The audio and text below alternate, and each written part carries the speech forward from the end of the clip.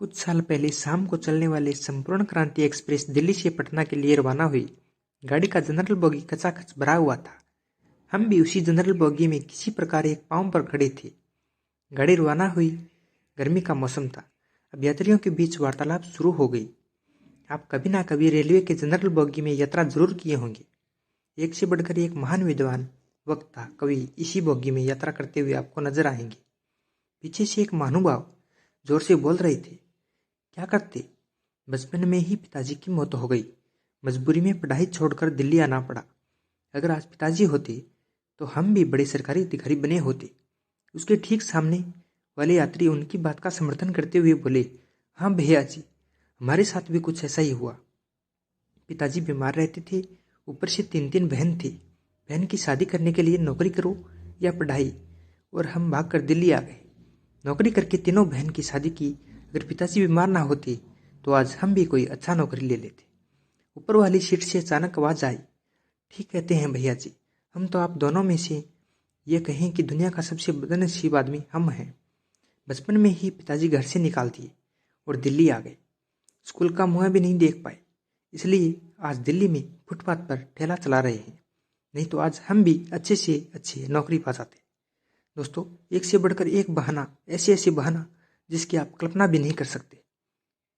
गाड़ी दिल्ली से पटना पहुंच जाए, पर यह बहाना कभी खत्म ना हो। तो क्या यह बहाने वास्तव में सच है? अगर सच है तो क्या हम परिस्थितियों के दास हैं? अगर किसी का पिता नहीं है या बीमार है तो क्या हुआ, जिंदगी से हार मान जाएगा? अगर कोई कम उम्र में जल्दी आ गया, वह अपना मंजिल नहीं बना सकता। दोस्तों, कहावत है, काम ना करने के 100 बहाने हो सकते हैं, लेकिन काम करने के सिर्फ एक कारण होते हैं। इसलिए मैं बार बार कहता हूँ, जिंदगी बनाओ या फिर बहाने बनाओ। अगर किसी बच्चे को स्कूल नहीं जाना है तो उसके पास 100 बहाने हैं। जैसे मम्मी पेट दुख रहा है, सर में दर्द है, शरीर में बहुत थकान है, मास्टर जी बहुत मारते हैं, बच्चे तंग करते हैं, ड्रेस फटा हुआ है, किताब नहीं मिल रहा है, और ना जाने क्या क्या। यदि उस बच्चे को स्कूल जाना है तो सिर्फ एक ही कारण है, उसे पढ़ने की इच्छा है। वह परीक्षा में अच्छा नंबर लाकर अपने सपने को साकार करना चाहता है।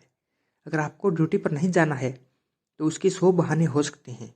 जैसे आज ड्यूटी जाने का मूड नहीं है, पिछले कई महीनों से छुट्टी नहीं लिया हूँ, आज छुट्टी ले लेता हूँ, आज अपने बॉस को सबक सिखाऊंगा, गाड़ी में पेट्रोल नहीं है, मौसम अच्छा नहीं है। ऐसे ही बहुत सारे बहाने हैं।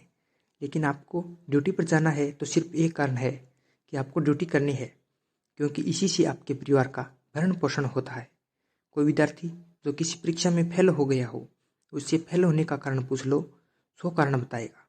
जैसे बहुत कठिन सवाल था, कोचिंग वाले ठीक से पढ़ाते नहीं, स्कूल में अच्छा माहौल नहीं था, परीक्षा से 10 दिन पहले बहुत बीमार हो गया था, जनरल कैंडिडेट हूँ, यदि SC ST कैंडिडेट होता तो पास हो जाता, पहले से ही सब सेटिंग है, परीक्षा तो दिखावा है और ना जाने क्या क्या। किसी ऐसे विद्यार्थी से पूछो जिसने परीक्षा में सफल हुआ है, तो उनका एक ही जवाब मिलेगा, मुझे इस परीक्षा में किसी भी हाल में सफल होना था, इसलिए मैं सफल हुआ। दोस्तों, ऐसे कई उदाहरण आपने जरूर अपने आसपास सुने होंगे। जिंदगी बनाना एक मुश्किल काम है। इसके लिए आपको खून पसीना एक करना पड़ता है, जबकि बहाने बनाना सरल काम है। एक नहीं, 100 बहाने बना लो। असफल होना गलत नहीं है। गलत तो यह है कि आप अपनी असफलता का दोष किसी और के माथे पर डाल देते हैं। बहाना बनाकर अपने आप को झूठी तसल्ली देते रहते हैं। हर व्यक्ति के अंदर कोई ना कोई टैलेंट जरूर होता है। यदि आप टाइम टेबल बनाकर पढ़ने में मन लगाएं तो जरूर परीक्षा में अच्छा नंबर ला सकते हैं। अमेरिका के पूर्व राष्ट्रपति अब्राहम लिंकन का जीवन गाथा एक बार जरूर पढ़ लें। किस प्रकार उन्होंने एक मजदूर से राष्ट्रपति बनने का सफर तय किया। महान स्वतंत्रता सेनानी सोहनलाल द्विवेदी जी का यह कविता बचपन में आपने कई बार पढ़े होंगे। नहीं पढ़े हैं तो आज पढ़ लीजिए, जो हम सभी के लिए बहुत प्रेरणादायक है। हार नहीं होती, लहरों से डरकर नौका पार नहीं होती, कोशिश करने वालों की कभी हार नहीं होती। नन्ही चिंटी जब दाना लेकर चलती है, चढ़ती दीवारों पर 100 बार फिसलती है। मन का उत्साह रगों में साहस भरता है, चढ़कर गिरना गिरकर चढ़ना ना आखरता है। आखिर उसकी मेहनत बेकार नहीं होती, कोशिश करने वालों की कभी हार नहीं होती। डुबकियां सिंधु में गोताखोर लगाता है, जा जाकर खाली हाथ लौटकर आता है।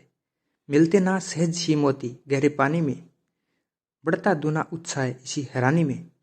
मुट्ठी उसकी खाली हर बार नहीं होती, कोशिश करने वालों की कभी हार नहीं होती। असफलता एक चुनौती है, स्वीकार करो। क्या कमी रह गई देखो और सुधार करो। जब तक सफल ना हो नींद चैन को त्यागो तुम। संघर्षों का मैदान छोड़ मत भागो तुम। कुछ किए बिना ही जय जयकार नहीं होती, कोशिश करने वालों की कभी हार नहीं होती। कविता का अंतिम पैराग्राफ में कितनी महत्वपूर्ण बातें कही हैं। यह सफलता एक चुनौती है, स्वीकार करो। क्या कमी रह गई देखो और सुधार करो। हम आपसे यही कहना चाहते हैं कि आप अपनी कमजोरी कमियों को पहचानो और उसे दूर करो। बहाने बनाकर उससे बचने का प्रयास मत करो। जय हिंद, जय भारत।